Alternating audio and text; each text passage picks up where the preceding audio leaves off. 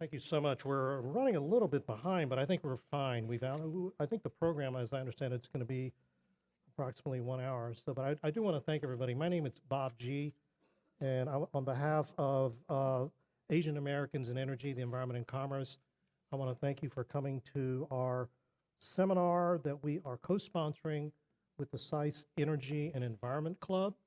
This is the first of our 2020 events, and I think this marks either the third or fourth time we've actually done an event with the Energy Club and Environment Club here at SAIS. So I want to thank at this time the members of the club, especially the leadership, Chantel Davis and Laura Bubena, who are here.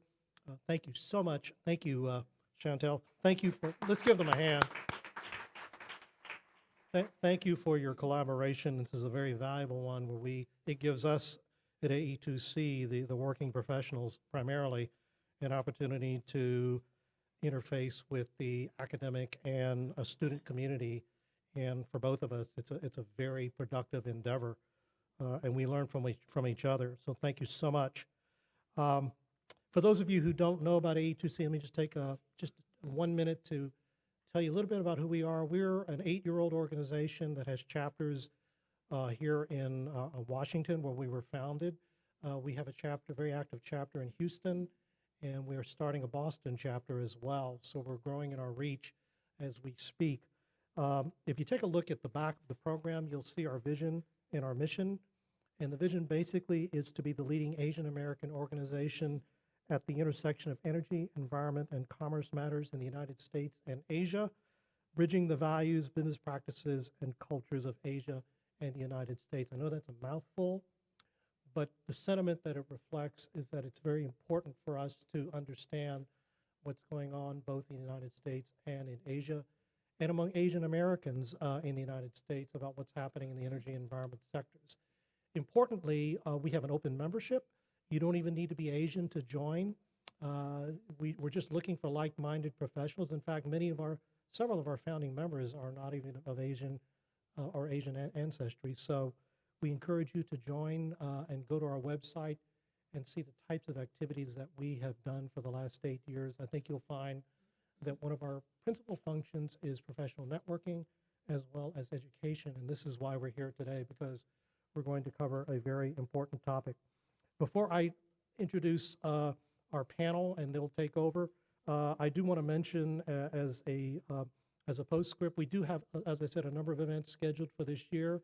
The first of these will be either later this month or early next month, where we will have, in collaboration with the District of Columbia Bar Association, they have an organization that's part of them called the DC Energy Environment Alliance, and we will be co-sponsoring with them a networking happy hour event. So please, if you are not on our website or registered, please go to our website, register to get put on our email list, or even better, go ahead and join our organization. I believe we offer a student rate, do we not, Rashek? And if you're a member, you get to come to our events for free, or complimentary, I should say, for the rest of the year. So do go to our website and either register or join to make sure that you'll get notified about our upcoming events. And with that, I'm pleased to go ahead and turn the program over to our panel. And I will probably, let me just introduce Anand. Anand Subia is our program chair and one of the members of our board.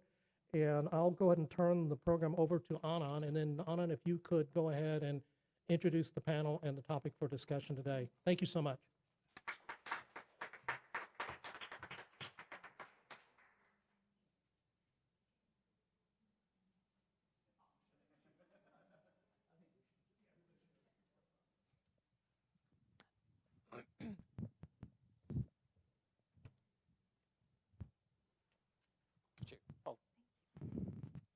Thanks very much, Bob, for the introduction.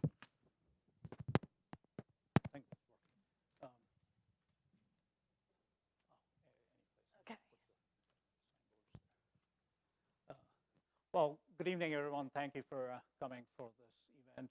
As Bob mentioned, this is our first event for this year as A2C. We're very happy that it's with the student body here at SAIS, at the Energy and Environmental Club, and a topic which I believe resonates with the student group here, energy transition. We actually requested the Energy Club to take a poll of the graduate students and come up with a topic which would be of interest to the student body, an issue which is being either discussed or studied in graduate school here.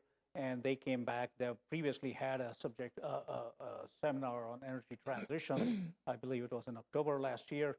And this is a follow-up to that. So we picked a panel which are very knowledgeable about these issues related to energy transition, which is a vast subject. So before I start off, I wanted to introduce our panel. So starting here from my right is Ashish, Khanna, a bit misspelled there. Khanna, incidentally, in Indian languages means food, but he is with two N's, and so sorry for that, but we have you spelled correctly here. Ashish is a practice manager at the World Bank, and he handles West and Central Africa, which is a very large district, or rather not district, but a large portion of West and Central Africa, so several countries where he manages the programs, World Bank's programs in the energy sector. He has worked for over 22 years in these areas across 15 different countries. I know he was previously working in Egypt, and he has worked in South Asia also very extensively. Prior to the World Bank, he was with KPMG and Arthur Andersen. You can read more about his bio here. We're very thankful that Ashish could make time. I know he has major engagement tomorrow, he said, with the Nigerian government with whom the World Bank is engaged. So we're thankful for him to come and make time available to us and share his views with us. Next to him is Jeanette Pablo, who's also a board member and is the General Counsel for Energy Futures Initiative, initiative started by Ernie Moniz, the previous Secretary for Energy. And Jeanette has extensive experience going with the GOE previously, and now with the Energy Futures Initiative. She's an energy lawyer, and again, her bio is here. I don't want to spend too much time. She has many, many accomplishments, and again, we're very thankful that she is available today to discuss this issue. And next to Jeanette is Joel. Our program here lists Karl Hausker from the WRI. Just a few hours before the event, Karl called us and informed us that because of some urgent work issue, he's unable to join. But very happily, Joel, also from the WRI, has been able to join us. Joel is a SAIS or SAIS alumni, so you can interact with him perhaps later during the social. And Joel is working on the new climate economy project and the new climate economy reports being prepared by the WRI. And so we're thankful also to him for joining us today. So today's topic is this issue of energy transition, which is really a very vast topic. And it's even hard to grasp what it means and how to define energy transition. There are so many definitions to it. At one level, you could talk about energy transition as decarbonization of the economy. But what does that mean? I mean, or is it decarbonization of energy production? Is it a decarbonization of transport, industry, the entire economy? So there are many definitions, and it depends on what the objectives are. And the objectives are driven by countries and their policies and regulations. So the EU, the European Union, generally at the forefront of climate issues, has very clear targets on where they want to go with their decarbonization efforts, and they've been doubling up on those, on their commitments more recently. And they are trying to keep to those commitments, though countries have fallen back. The US also has made its commitments, but it's different from the others. And so Asia, everyone has made commitments, but it's not clear what those commitments mean. Are they keeping to those commitments? What are the issues involved in energy transition? Because we have policy issues, we have regulatory issues, legal issues, we have technology issues. What technologies are required? Are current technologies adequate to achieve this decarbonization? Do you need new innovative technologies, or do we have them all? And more importantly, or most importantly, what is the cost of this kind of decarbonization of our economies? It comes at a huge cost, and I know here our panelists will talk more about it, but I was involved in a study with the World Bank and the European Commission in Poland for like the last 2 years, and we're working on transitioning Poland from the use of coal to other renewable forms of energy for heating, not for energy production, just for home heating, where coal is used still in Poland.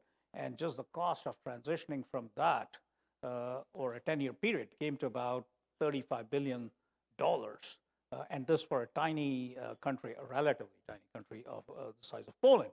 So if we're talking of Asian countries, we're talking of countries in Africa and large economies like the US, UK, and the OECD, the cost could be very, very significant. So how do we finance this? So there are many aspects and issues to be discussed, which I hope our panel will address this afternoon. So the format for the discussion is that I'll ask each of our panelists to make a brief presentation, provide their views, and then I'll serve as the moderator, and we will discuss issues related to the policy, technology, and cost implications.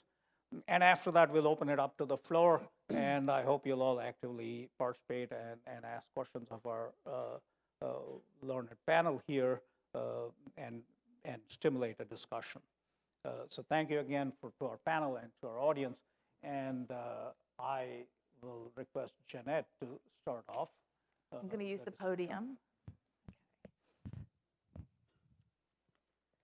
Okay, so thank you, Anand, for your kind introduction about all my achievements. And I'm grateful you didn't list them. And thanks both to AE2C, of which I'm a proud founding member, and the Energy and Environment Club of SAIS. I have very fond memories of SAIS because when I was getting my master's at Georgetown, they didn't have a couple of classes. I was desperate to learn about certain topics, and I found them here. So it's kind of a little bit of a homecoming. But I really appreciate the opportunity to talk about climate change because it's something I care very deeply about, both personally and professionally. I'm going to talk a little bit about technology, but I'm going to tell you right now that I'm the last person in the world history trying to work one of these things. But let's see what happens. Okay, so I'm actually going to do a little bit of table setting here. So the first 2 slides actually illustrate the imperative of addressing climate change. I'm not going to read all of this, but I would highlight the fact that at the current rate of warming of 0.2 degrees Celsius per decade, the planet will likely reach the lower target of 1.5 degrees Celsius by as early as 2030. That's not good.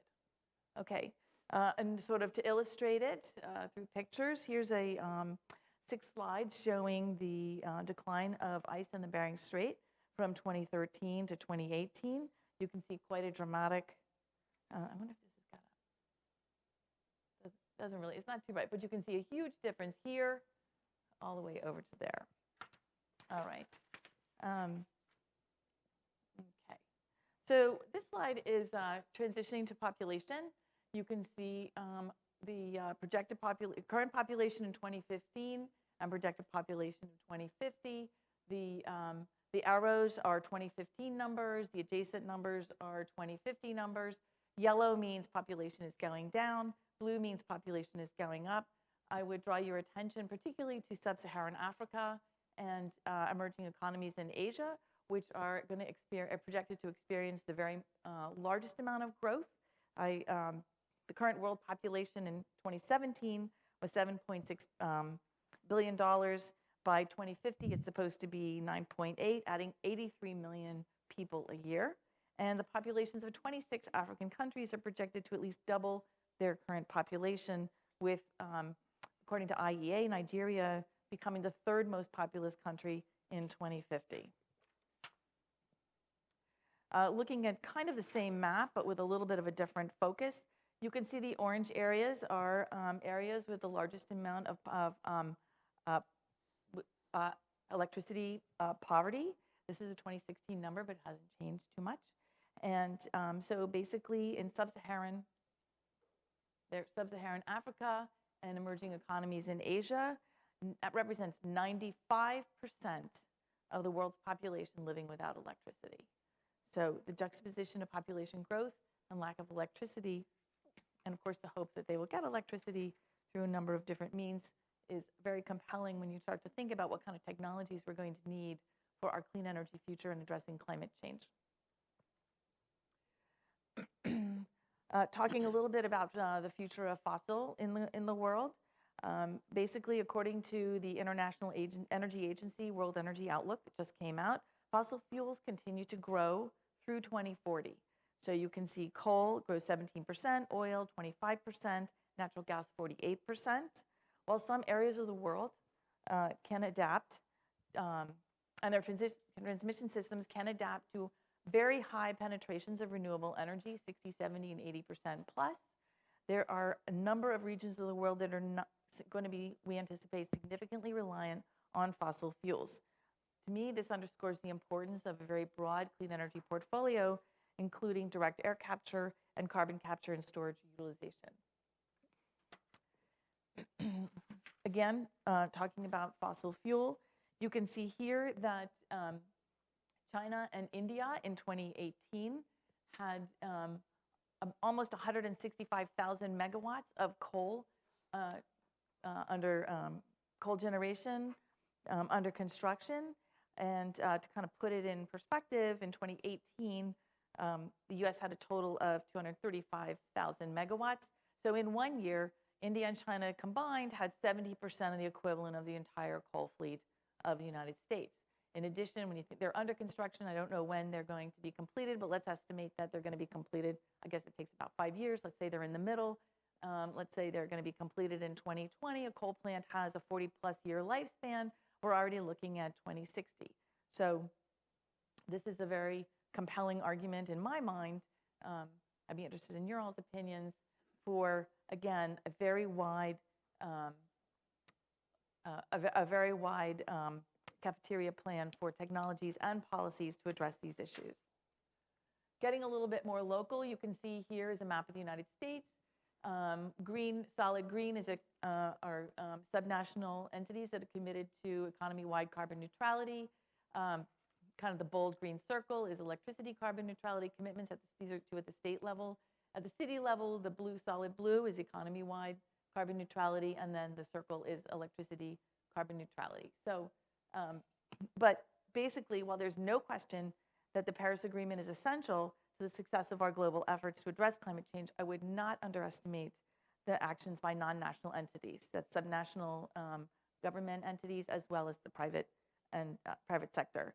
So to kind of give a little summary, subnational jurisdictions in the United States who've committed to the Paris Agreement, that is, reducing their collective greenhouse gas emissions by at least 26 to 28% below 2005 levels by 2025.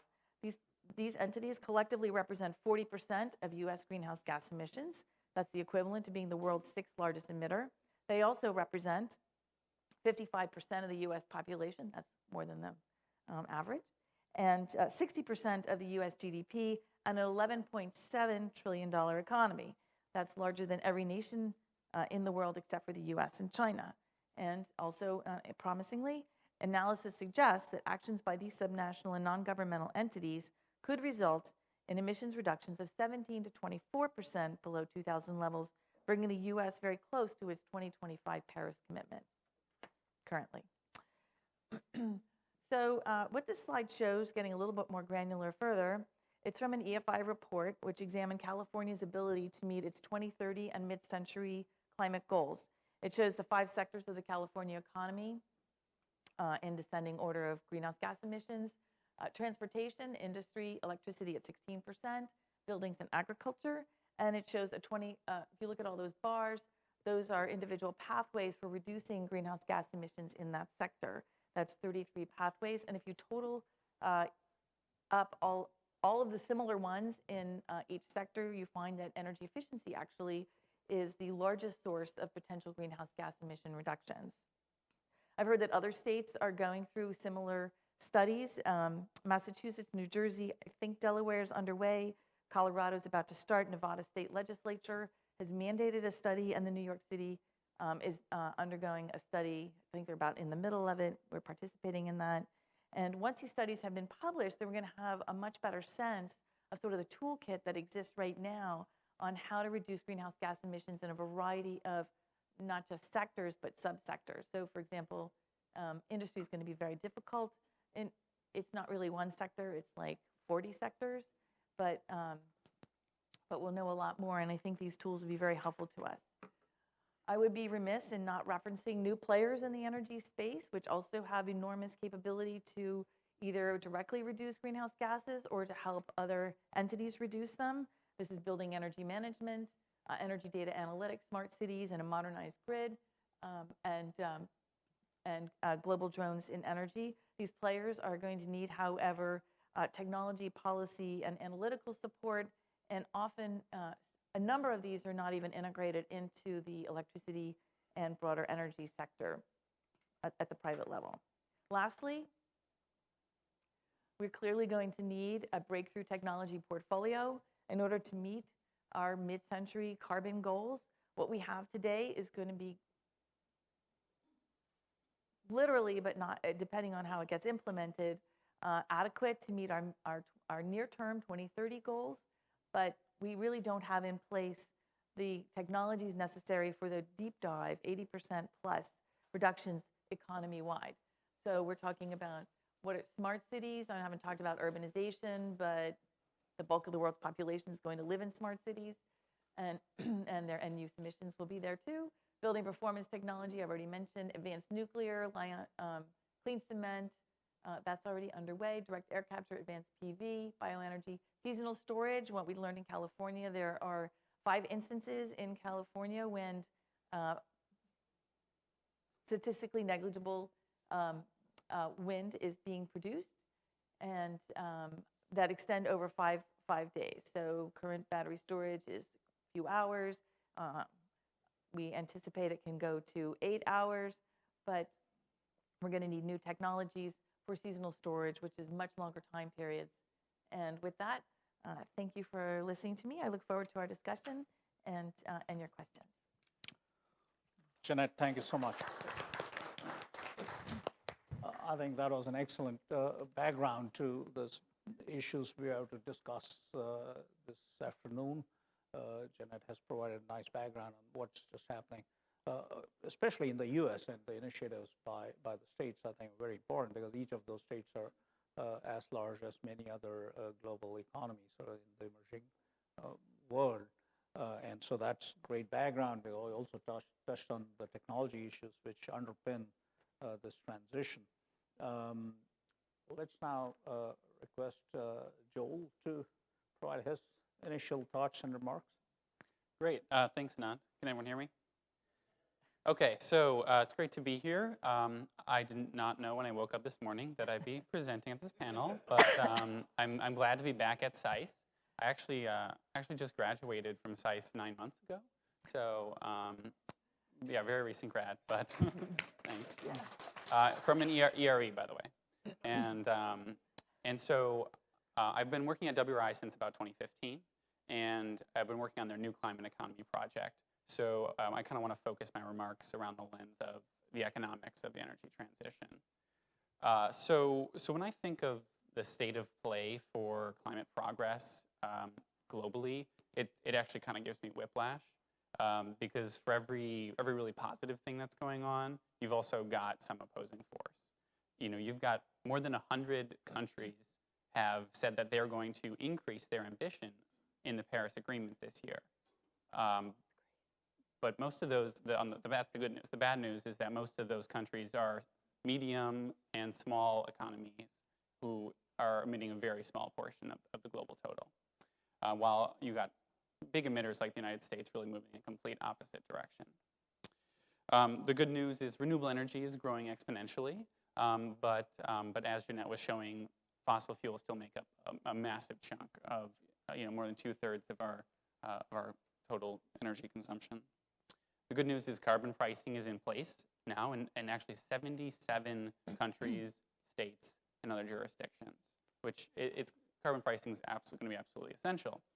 The bad news, though, is that more than half of those have a carbon price so low that it's not going to make any sort of difference. And then finally, there's more than 175 businesses that have signed on to reduce their emissions in line with science, climate science. It's the Science-Based Targets Initiative. And so that's really significant that these companies think that that's something they want to do. They actually make up collectively an economy the size of France. So that's the good news. The bad news is, all the other companies around the world and the fossil fuel companies that are still acting like things everything's going to be taken out of the ground. So sort of in that context, the risks of climate change on the economy are getting higher, while the benefits of actually acting on climate change are also getting higher. Because the economic levers that we use to grow our economy, innovation, infrastructure investment, resource efficiency, those are also the levers that we need to use to reduce our carbon emissions. So that's kind of the framework the new climate economy uses. And we did some analysis a couple of years ago on, what if every single country in the world was all in on the Paris Agreement, on carbon pricing, fossil fuel subsidy, reform, investments in better land use. And we found that the investments are high, but actually the macroeconomic effects are net positive for the world. You've got this sort of action would create $26 trillion in direct economic benefits between 2018 and 2030. 37 million net jobs, and more than 700,000 less air pollution deaths. So these are it's kind of hard to understand these numbers. They're so big, but what is important to know is that they do differ depending on the country. That's sort of the topic of this panel, is what does it mean for countries, for specific countries. And so there's two ways that I think about it. One is developed versus developing countries. And there is a big difference here because the developed countries already have their infrastructure in place. So when they're making this transition, they have to retrofit buildings. They have to basically give up the old infrastructure in favor of the new. And that can increase costs. While developing countries, on the other hand, have less of a resource base to work with, but they also haven't yet built the infrastructure that they need so they can actually build it right the first time, rather than having to first build it high carbon, then switch over to low carbon. So that actually means that much of these benefits are going to be happening for the developing countries. More of them, though that doesn't mean that developed countries can't also see positive impacts here. The second way of differentiation is fossil fuel importers versus exporters. Countries that are fossil fuel importers, which are most countries, are going to be generally fine, while the fossil fuel exporting countries, OPEC, for example, really have to rethink the economic models that they're using, or they're going to end up with stranded assets when we get to mid-century and the global economy has moved on. So this is all kind of possible because low-carbon technologies are becoming much more efficient and affordable. For example, renewable energy is really outpacing what experts have expected what the growth would be. Like those IEA slides that you were showing, they're the IEA current policy scenario. They actually even have a more ambitious scenario than new policy scenario, now the stated policy scenario. But I went back into the old ones. Like if you look at the 2010 IEA predictions, what do they predict now? We're actually 3 times higher in terms of solar PV than what they predicted it would be 10 years ago. So, and this is really happening because of these declines in solar and onshore wind and battery prices.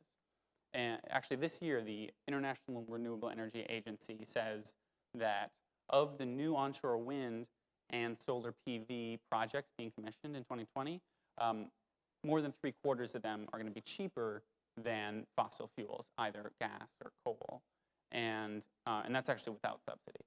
So that's a pretty significant turning point, I think.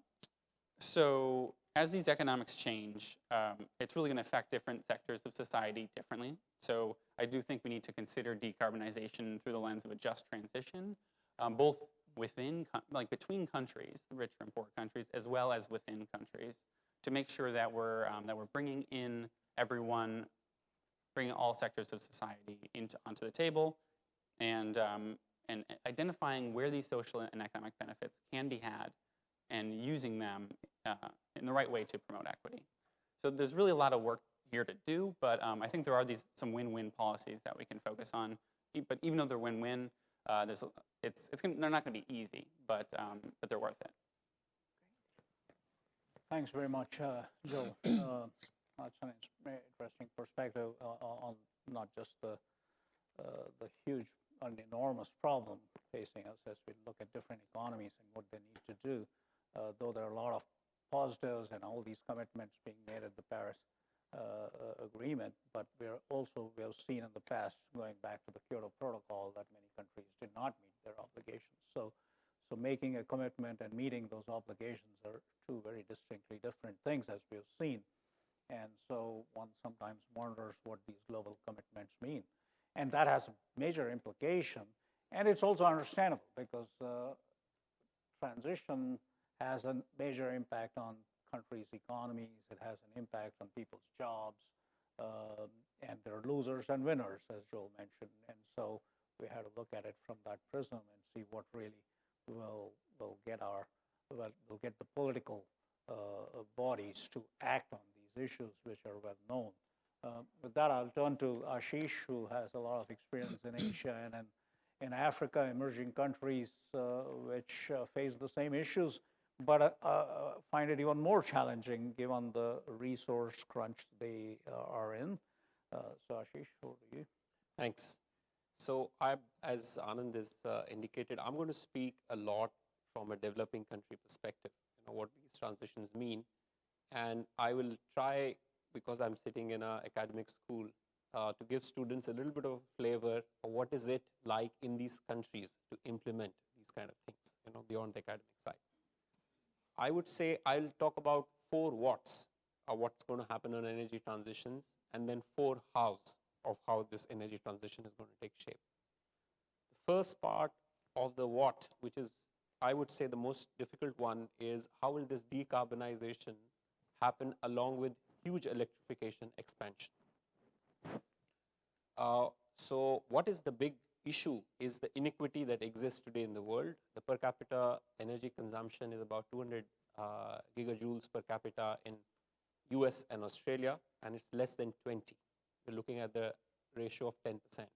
That's not how Africa and countries in South Asia are going to be. With the level of economic development that all countries and continents aspire for, you're looking at some kind of an average of 80 to 100 gigajoules per capita. That is probably, or unfortunately, the level of energy production which climate change will have a huge difficulty in grappling with in terms of way above 2 degrees Celsius scenarios. So the first part on the decarbonization is what is going to be the share of renewable energy and other options while the world tries to have provide power to 800 million Africans and other 400 millions who don't have energy access, and others who are going to have a huge increase in their energy consumption. The big change, as the previous speaker said, is really on decrease in renewable energy power, right? There is annually 50% increase in competitive solar prices. When I started working on solar auctions, the prices used to be upwards of 20 cents. We're looking at 2.5 cents, even in countries like Ethiopia. That's really remarkable of the power of solar energy. Now, if only this can be combined with some kind of grid stability that will either come with reduction in battery storage prices, or it will come with other forms of variable renewable energy grid integration, pump storage, hydro, it's going to be challenging. The second part, which I'll tell you from a practical experience, which is the biggest difficulty in proliferation of new technologies, are that in most of the developing countries, we are really struggling with financial viability of utilities. You pick up any African utility, you pick up any South Asian utility. The reason why those countries are not able to have more of renewable energy and more of technology is the economic part and the financial viability of the off-taker just doesn't exist. So if you really want decarbonization, financial viability of sectors has to be addressed. Financial viability will require both tariff issues, because people are not paying the economic cost, but much more importantly, it's about operational inefficiencies of those sectors. And operational inefficiencies are both in terms of non-payment, but also bad procurement decisions of not going in for the right generation choices. The second part of the what is really on decarbonization of sectors that are today not in the limelight. And I would say the world is going to see a huge research and development on what kind of decarbonization options exist in sectors that are today not having a huge reduction or decarbonization. They include most of industry, whether you are looking at energy utilization in cement, steel, and other places. So I would say this is a second part. The third part, which is extremely important for developing world, is energy productivity. What does that mean? Those of you who work in Asia and Africa would know that every 5 years you go to a city and it's changed completely because of the expansion that's happening. 70% of all buildings in Asia and Africa by 2030 are yet to be constructed, which means ability to have hugely energy efficient designs on appliances, on building codes are absolutely central compared to the most of the developed world where most of the infrastructure exists and a lot of it is retrofitting. So the big opportunity on the developing world is how you're going to set up ways and mechanisms of getting the right buildings and the right appliances and the codes. The second is on energy intensity. I worked a lot in Middle East, North Africa.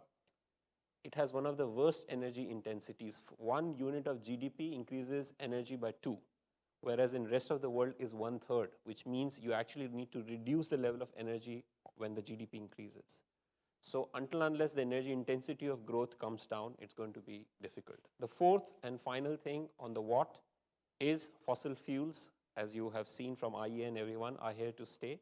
They could be anything from 15 to 20% of the overall energy, even by 2030, 2040. What is going to be the efficiency in all the fossil fuel consumption, whether it is oil, whether it is carbon. Now the 4 quick things on how it is going to happen. I would say the first and the most important thing is a lot of innovation that is needed. And innovation that is needed on not only technology, which is something that everyone understands, but how our country is going to work together in its scale up. And I really believe technology transfer, which was a huge discussion during the climate change, is one of the central elements that needs to have a mainstay. The second part of the same how is about financing. The developing world has been demanding upwards of $100 billion of concessional financing to mitigate the cost of this transition. So this is very important. The second, on the how, and this is where I think all of you as youngsters will have a huge role to play, is on helping set up coherent policy and regulatory frameworks. Most of the times, the developing world is not able to make effective choices because the policy and regulatory frameworks for the right investment decisions in industries, in renewable energy are still missing. And the third part of the how, which is associated with this, is if you are to ask me a single biggest issue which will decide whether India, China, Africa lead to good energy efficient solutions, will be quality of their institutions. A very, very defining problem in most of these countries is the quality of regulatory institutions, the quality of think tanks, the quality of accountability in the utilities has not reached a maturity level that can facilitate a discussion of trade-offs. Because unfortunately, each country has to decide their own trade-offs. And it's not going to happen that internationally people are going to come and dictate. Each country will have to decide its own trade-offs that will be a subject of quality of institutions. Which leads me to the last point on the how, which is the centrality of NDCs, which are nationally determined contributions. I'm of the belief that international coordination is going to get more and more difficult. You have seen what's happened to the Paris Climate Accord in this country as well, not to be quoted. What is going to happen more and more is each country will make its own nationally determined contribution, and we in World Bank are really now gearing towards a huge support for country-level nationally determined contributions of what it means on financial and technical assistance on their own climate change strategies, whether it's on renewable energy, other forms of mitigation, or different forms of adaptation on resilience. Let me stop there. Thank you very much, Ashish. I think that was very well put, the four whats and of the issues which we face when it comes to decarbonization and the four hows to achieve it. And it's also very clear from that discussion that the whats and the hows facing the developed countries are quite distinct from that facing the emerging markets.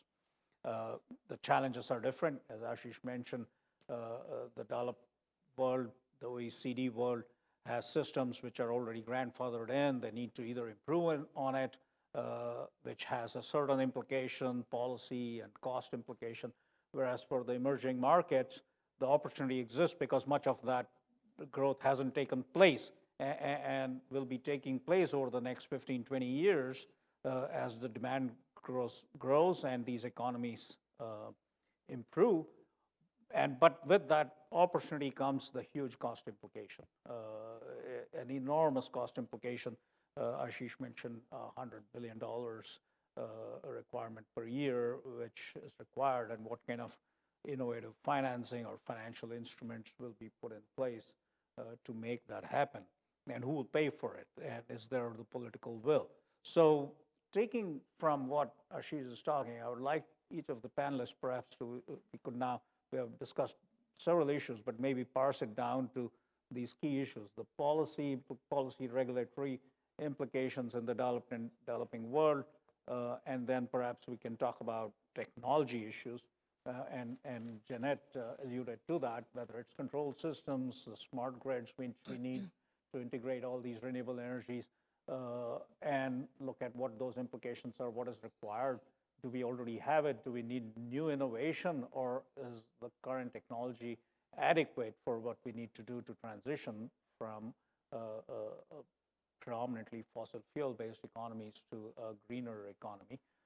And then most importantly, talk about the cost implications, which are very, very significant, and the role of carbon pricing.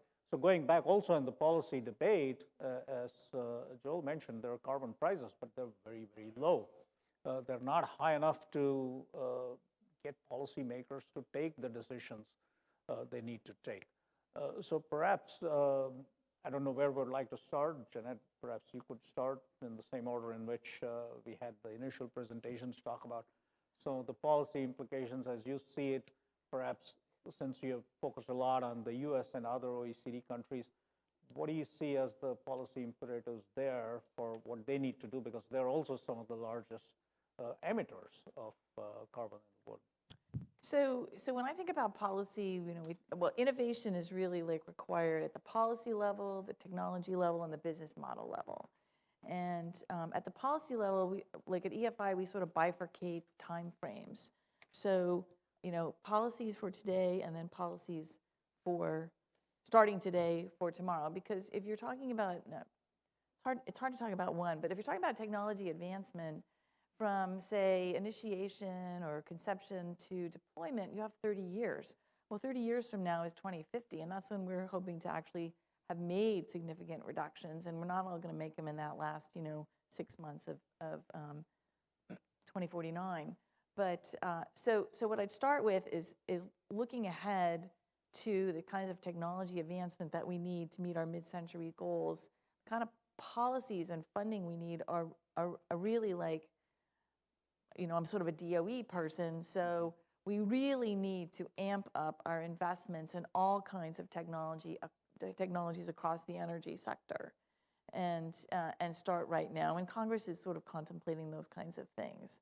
But today, it's more like when we looked at California, California can make their 2030 goals with existing technologies and policies, as I said, sort of amplified up a bit, But just because we know of those policies, it's probably the only state that has that combination of policy and technologies. Although I would say that the number 2 or 3rd source of potential greenhouse gas emission reductions in California are with carbon capture and storage technologies. And that's actually, and they don't have any policies whatsoever to address those. And the reason for that is not the electricity sector. It is actually because of the industrial sector, which is very difficult to decarbonize, not just because you have it's such a fragmented sector, but the requirements for energy use are so rigid, for example.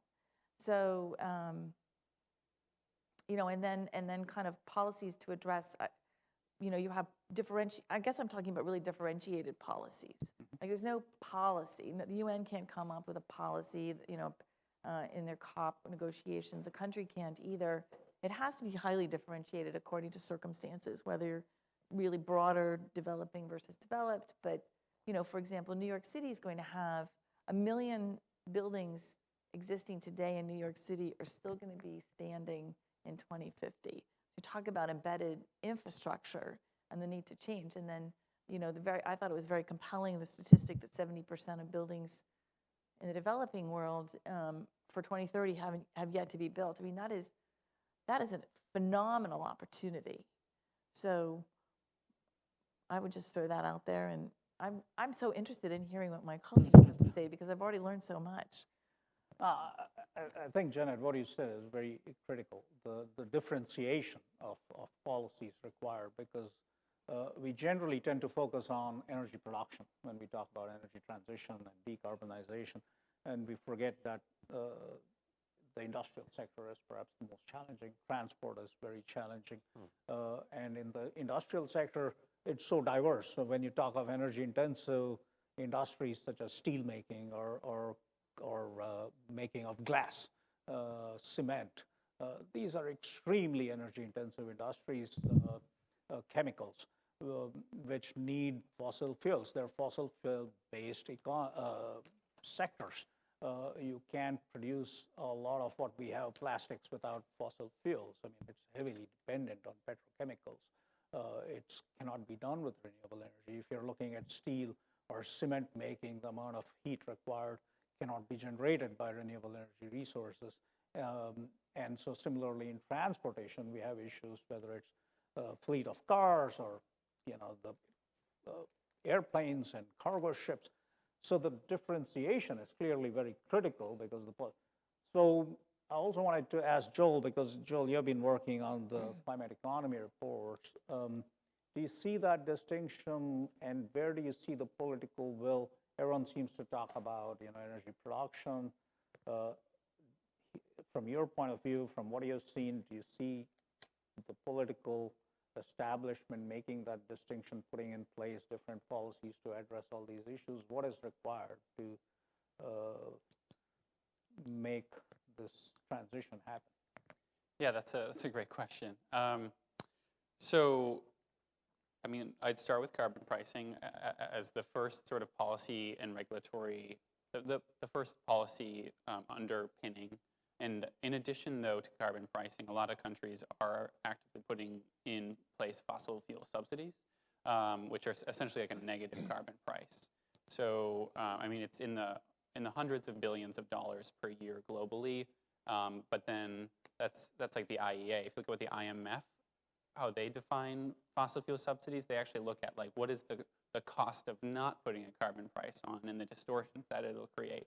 And in that case, it's I think more than $5 trillion each year that they're saying that this is affecting the global economy and locking us into these stranded assets. So, but really the problem is it's not so simple to snap your fingers and put in place a carbon price. It needs to be essentially done in the right way.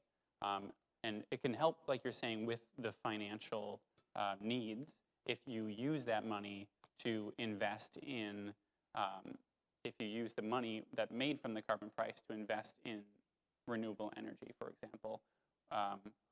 But it can also be used to recycle the revenue back to like low-income households, for example. So like Canada's carbon tax. It was first in British Columbia, but now over the entire, and over all provinces.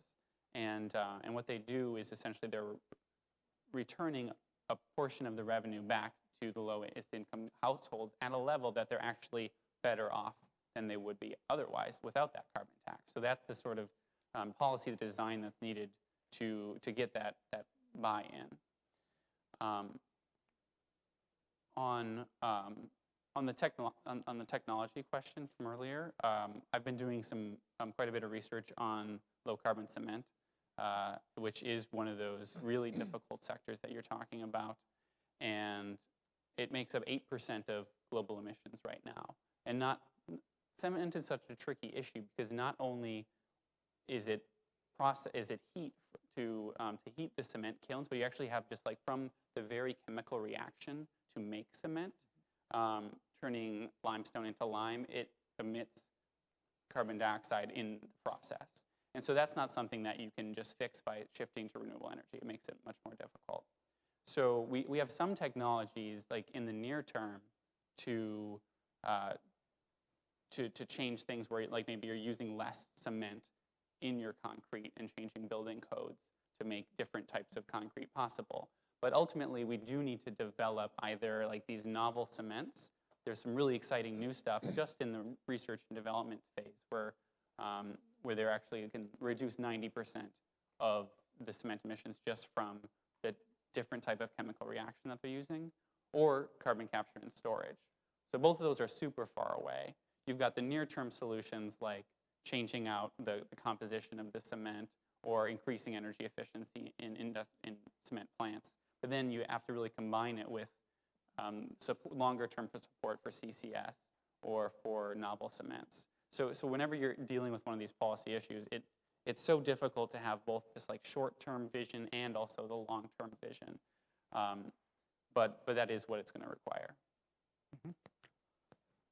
Ashish, I wanted to ask you, turning to you, you mentioned something very critical, which is the institutional capacity in a lot of the developing world to actually act on policies and implement those policies.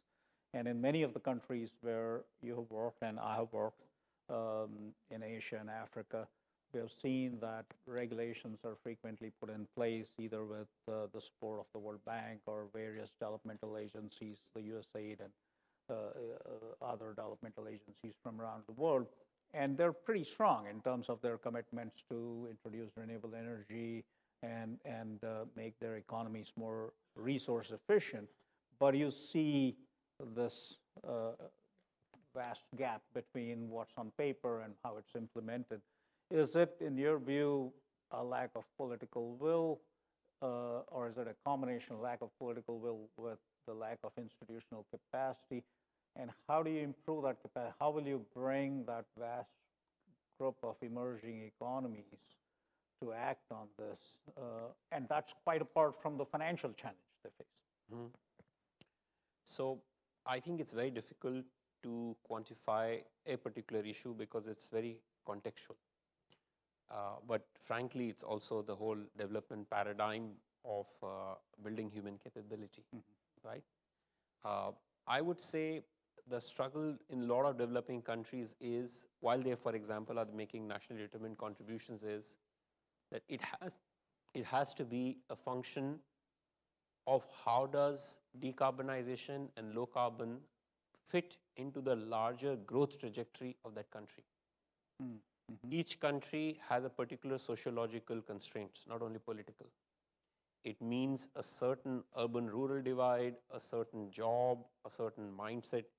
I think countries, this is a real challenge, that countries, when they prioritize what are the low carbon path trajectories, how does it merge with the overall challenge of jobs inclusive growth, equity that they are dealing with. The other issue on the gap between the intent and the follow-up, it's standard a very big issue. I would say at the principal level, it is very important that the national policies are predictable and are consistent. And it's very important that in terms of we can go into the details of what the policies are, but predictability, consistency, and if they really want to invite private sector, having a very good risk mitigation philosophy. I think that's very, very critical going forward for absorption of technology, for absorption of renewable energy, is the risk sharing and risk mitigation principles clearly enshrined. I would say on the international level, I should talk about, I see two sectors on which there's a huge coordination issue going forward. Renewable energy has already taken off, energy efficiency according to me. I find e-mobility, battery storage, and quality of urbanization are absolutely fundamental on low carbon trajectories. Because the way urbanization would happen in developing world, the way electric mobility costs will be driven down, the way battery costs, this will have a completely different implications for each country. So I think these are 3-4 areas on which a huge international coordination on policy, technology, financing is really, really critical. Yeah, clearly. I mean, there's an intractable problem, and there are solutions, as the panel is rightly saying, but each issue has to be squarely taken on and addressed on its own merit, and also understanding that there are differentiations between different countries and economies within a country, like in the US. The compulsions will be different, and as you rightly say, the growth trajectory on which they are and their vision has to somehow be melded with this objective. Otherwise, it's not going to happen. I have many more questions on this issue, especially as regards to the pace at which all this needs to happen. Jeanette, you put up that slide earlier about 1.5 degree world. And as you mentioned, Ashish, I mean, there are differing opinions. Some talk about a 2 degree world being a given. I heard one of your colleagues from the World Bank last week in the World Bank in Delhi, Muthuswamy, the economist, talk about a 3 degree world in one of his climate reports he's preparing. So given that, I mean, the pace at which this needs to happen becomes very critical, whether we do this gradually, do it urgently. So there are many such questions, but in the interest of time, I don't want to keep asking. I want to open this to the floor. I'm sure you guys have your perspectives. So we would like more than your perspectives to ask your questions of this panel. And so I want to open it up to all of you. So please. Elliot? Yeah, if you could, if all of you could also introduce yourself, name and organization, just for the benefit of the panel and for our audience. Thanks for laying out the challenges and a number of the elements of the solution. One sector, though, that I'd like to hear you address that I didn't hear talked about is land use. Land use, agriculture, animal agriculture, which is a tremendous greenhouse gas emitter. The factory farming, not only actually greenhouse gases, but also no pollution. Let's leave that alone.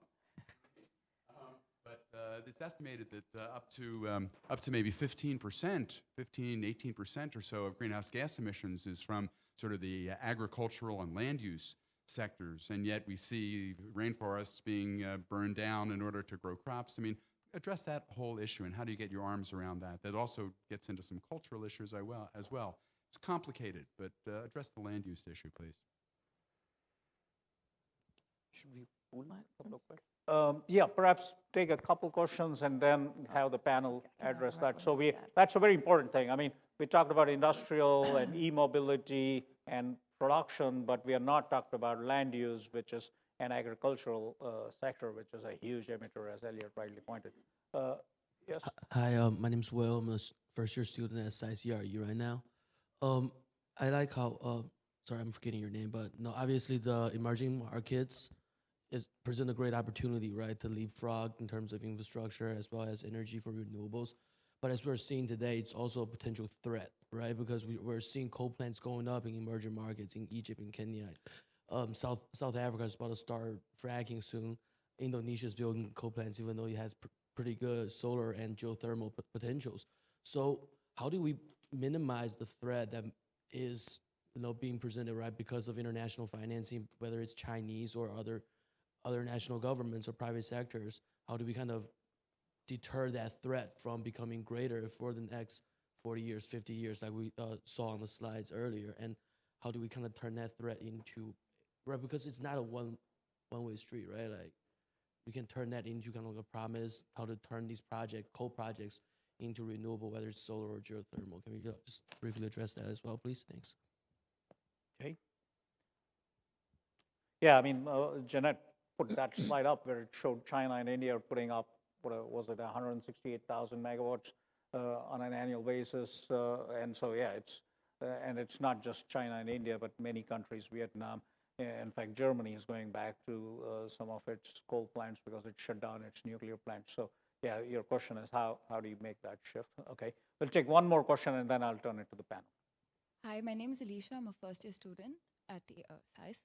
So my question is regarding financing and policy making. So currently, I think especially in the field of storage, you have a lot of research that's happening in non-battery storage.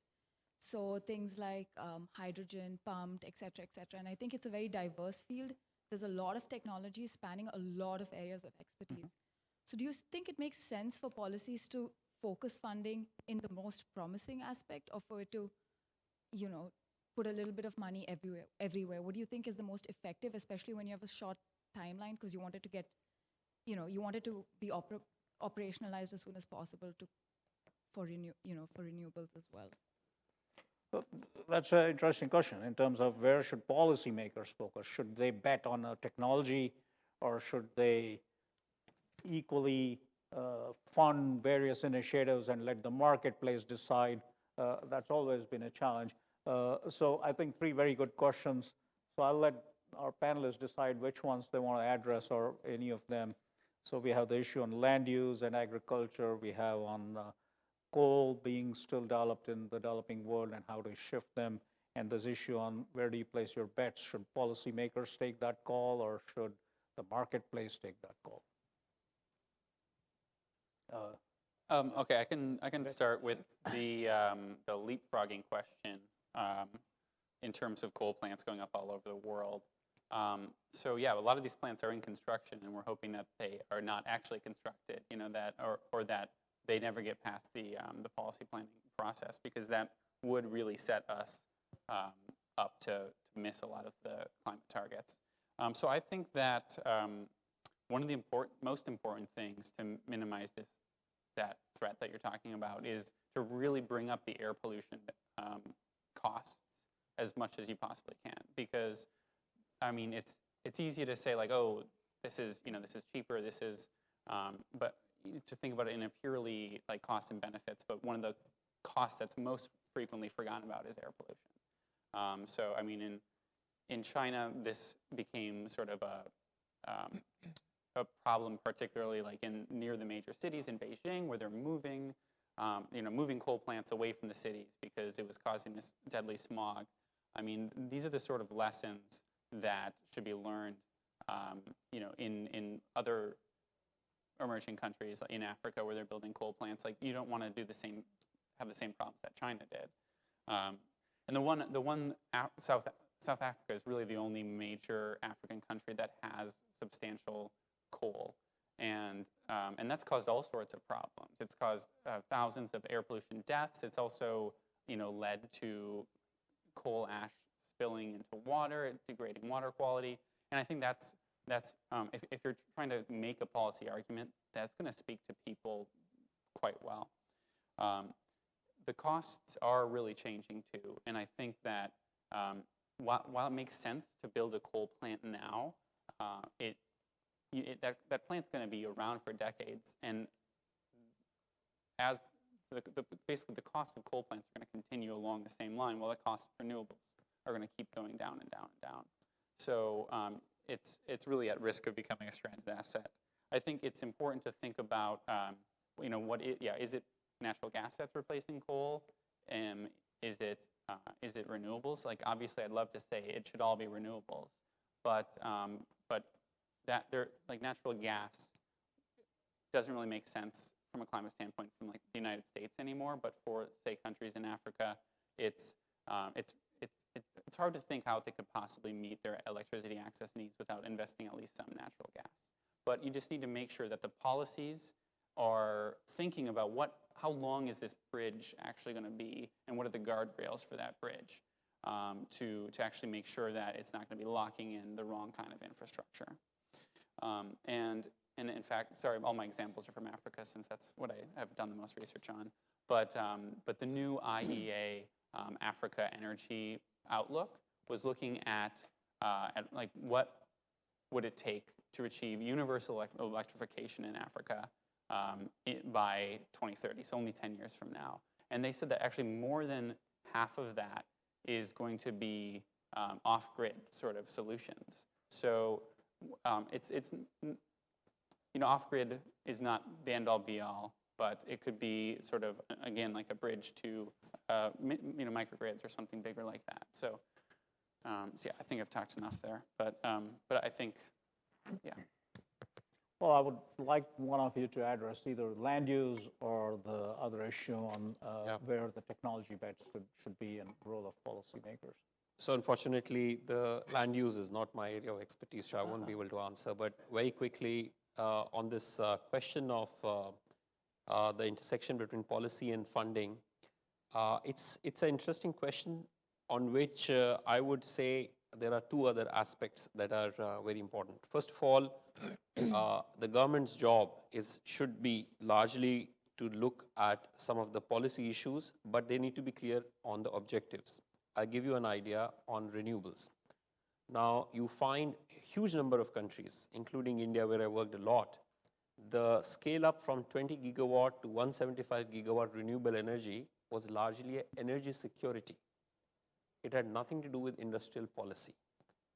But a lot of times, the countries are really struggling that a low carbon transition, what does it mean for industrial policy, which has a direct indication to jobs. And then the government and its policy needs to appropriately decide, are we going to focus more on the sectors or are we going to focus much more in generic? I would also say the big challenge in most countries in trying to figure out which sectors is also a very weak interface between academia and industry, and especially in developing countries. Developed world struggles with it, developing world completely struggles with it. What the academics are doing and what the industry is doing are completely divorced. I have to say a little bit of a thing of what I want to talk about on your question on how can accelerate low carbon transition. I'll say very clearly three things. Some countries, the political side of wanting low carbon transition is becoming strong. One needs to tap into it. Like the quality of air pollution in Delhi has really made Indians really ask for a low carbon transition. It's the way it happened in China too. Second will be economics. The question is whether the world will bring down the battery storage price and the Chinese manufacturing will bring down the cost of solar, then the world will adapt, or the world needs to find lower cost solutions. Economics will drive. And third is how will it be financed? I think more than $5 trillion of government reserves are earning negative real interest rates, but it's not been feasible to move a lot of that funding on a lot of the clean energy transition. So a mix of the societal ownership of the agenda, low cost economics, and getting the financing organized are the key solutions for accelerating. Jeanette? Elliot, I'm not a land use expert. I would give one nod to your question, which is when we looked at California, which is a big agricultural state, and the agricultural sector, unlike elsewhere, was a fraction of the greenhouse gas emissions. I think it was 8%. And we found it very difficult in California to find truly meaningful ways, meaningful in terms of results, ways to reduce greenhouse gas emissions from cows. So, we looked at biogas capture. That was good for, out of the 8%, 4.5%. Optimized fertilizer, that was 0.2%. Reducing fuel and electrification, 0.2%, but very expensive. So I think you need an international person to talk about land use, because I think there's a lot of really interesting things going on and a lot of really scary things going on, like such as you suggested with deforestation.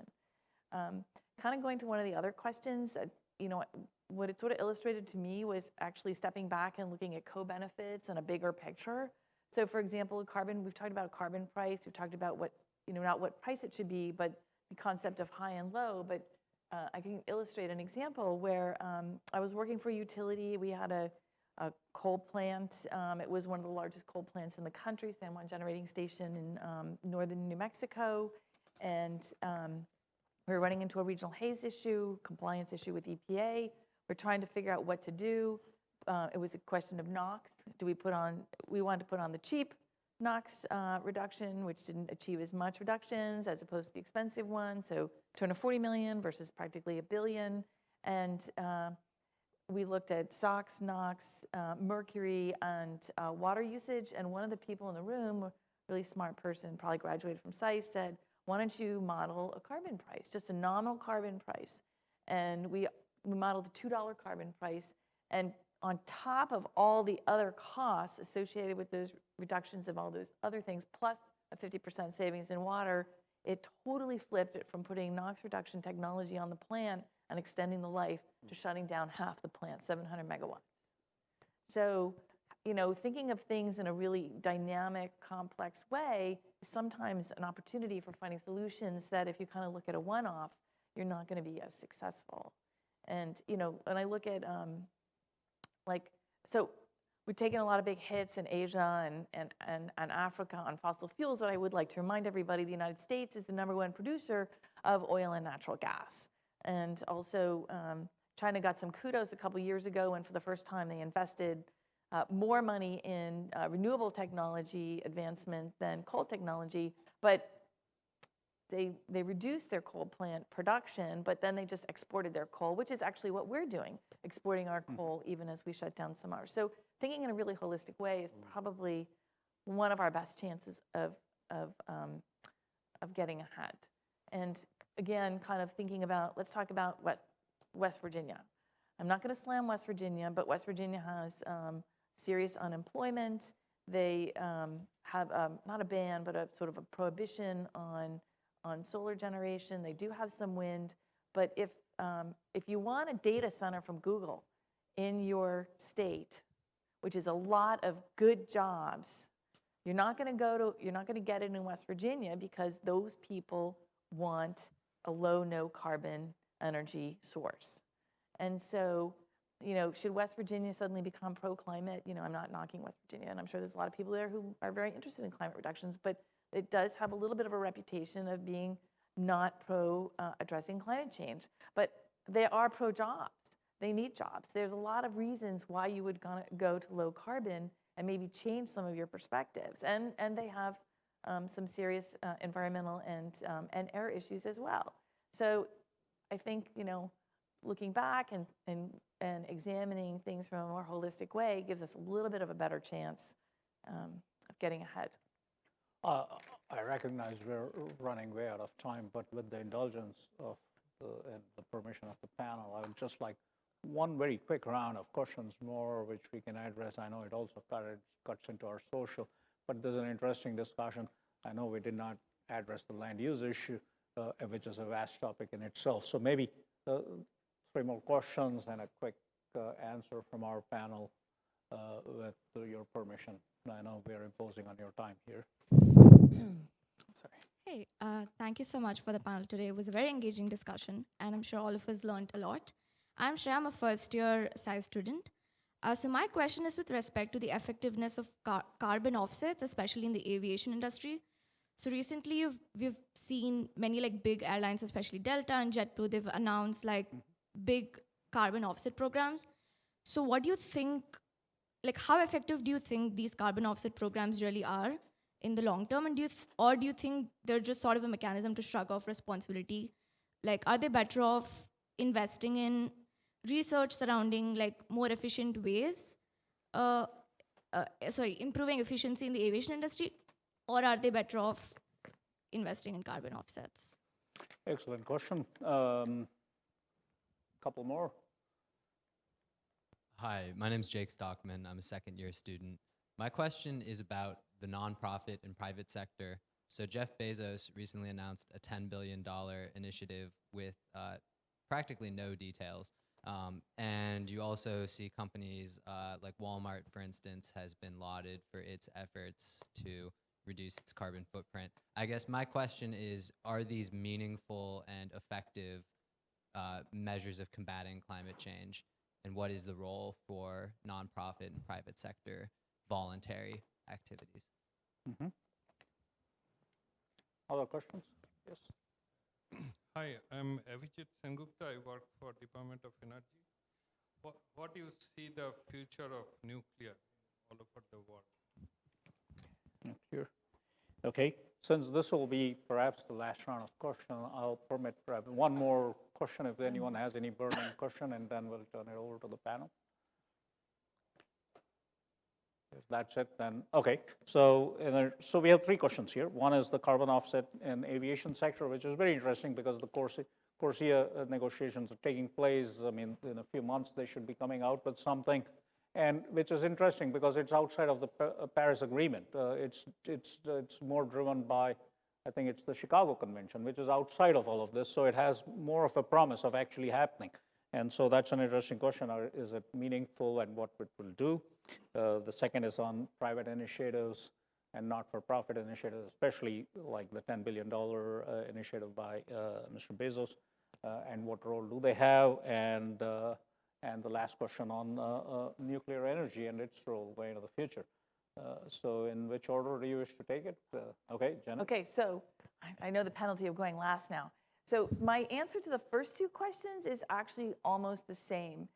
Offsets and initiatives by the private sector and the nonprofit sector, it depends on the quality of the offset and the verifiability, et cetera. And it depends on, are you announcing a lot of money with no plan? Or I think Walmart has actually made some very interesting strides, actually for almost 2 decades in terms of protective, the doors on the refrigeration, the white, the rooftops, and they've actually been educating other big box type things. So I think there's some progress there. I think there's a huge educational aspect to it. On offsets, there's some great offsets. There's some really interesting business models on offsets. Direct air capture is actually basically, there are a couple pilot projects in Europe. It literally sucks the CO2 out of the air. That's its purpose. And we're of the view that it's going to be necessary because of all the fossil, et cetera, that's still going to be going on in the mid-century. But they have a very interesting business model. They are sucking CO2 out of the air, and they're selling it as offsets on like sort of a payment plan. And aviation is a really hard sector to decarbonize. And now if you almost any place, any flight carrier that I've ever used has an opportunity to do an offset for that flight. And I don't know what, you have to kind of dig down into what it does, but there's some really very interesting offset programs that are going on that do direct benefits and, direct greenhouse gas benefits. Sometimes they're for solar in places in Africa. Sometimes they're water related, which is not carbon. You have to decide for yourself the quality of that or value of it. But so there's that. And then on nuclear, I think there's a lot of interesting things going on in advanced nuclear fusion. And it sort of remains to be seen. SMRs, maybe there's a valuable use for them, but we've got to address the waste issue. Yeah. Ashish, I would like you to take on any of those questions. With the offsets, especially aviation, it's huge, as you mentioned. Yeah. Just EasyJet announced it wants 50 million credits per year just to start off. And where do those come from? So, Ashish, your views on those three questions? Yeah. Even though I'm in unofficial capacity, I will not be able to position to comment on nuclear energy. But I think on the first two questions, my broad principle is the level of decarbonization challenge is so acute that I don't think it's either or in any issue, whether it's a carbon offset or their ability to work on technology. I think it's both, provided, as the speaker said, it's a quality of offset and scalability. Same issue is on the example of nonprofit. I really believe as long as it's not for optics of being seen as if being, trying to do something, because there's a lot of that happens in private sector all the time as well. If it is really responsible capitalism, that come on, the world is crying for capitalism, showing much more responsiveness towards society and inclusion, right? So it's a step in that direction, which with a clear mandate that they will mainstream some of their brightest minds on looking at some of the new issues in addition to mainstreaming it. And I think it's a great idea as well. Yeah, and the whole carbon disclosure projects have really instigated corporates to take action, one perhaps just for optics, but now by push from shareholders, now like the largest investors, BlackRock, most recently. Absolutely. Microsoft too. Yeah, they're all pushing down on their portfolios and looking to see that corporates do something. Joel, the last word on any of those issues? Sure. I think the one I'm best equipped is again, the nonprofit and private sector question. So let's put Jeff Bezos, his donation in context. So that's $10 billion. That's actually around the same as has been committed this year to the Green Climate Fund by all the nations of the world. So that is a pretty significant chunk of money. And maybe it'd be great if you just put it right in the Green Climate Fund. Yeah. But what we actually need is, as you were saying, is $100 billion a year in finance. That's if there's 10 of these sort of Jeff Bezos level donations every year, not just one-time thing. So what we really need to do is leverage the sort of financing, leverage the money that governments are spending and that philanthropies are spending. Leverage those billions of dollars to unlock trillions of dollars in the private sector investment that you need. You need to, invest that in the research and innovation, research and development that will bring new products to bear that will, that companies will be eager to invest in. So the key really, I welcome that sort of investment, but yeah, it needs to be, you do need to make sure that you're doing it in the right way to unlock the real prize, which is the shift of the economy. And yeah, in general, I think it is very important to work with companies because they are the real actors of the economy. So when companies are committed to these science-based targets, and actually committing to be completely transparent in how much greenhouse gas emissions that they are recording, the mere act of them recording their greenhouse gas emissions, making that a metric, will make them care about it more. I mean, whatever you measure, that kind of becomes something that becomes the target in some ways. So that can make a difference. And likewise, like when Amazon, they recently announced that they're going to purchase 100,000 electric vans / trucks from Rivian. And so that sort of thing can really supercharge the electric van market. So those, you always need to be careful when you're looking at business sort of activism, but ultimately we do need to bring them on board because of the influence they can have. I think there's clearly a compelling and interesting discussion which we could carry on for hours more given the vastness of this issue and subject, but I would like to close this panel here, discussion. Thank our three panelists profusely for their time and for sharing their thoughts.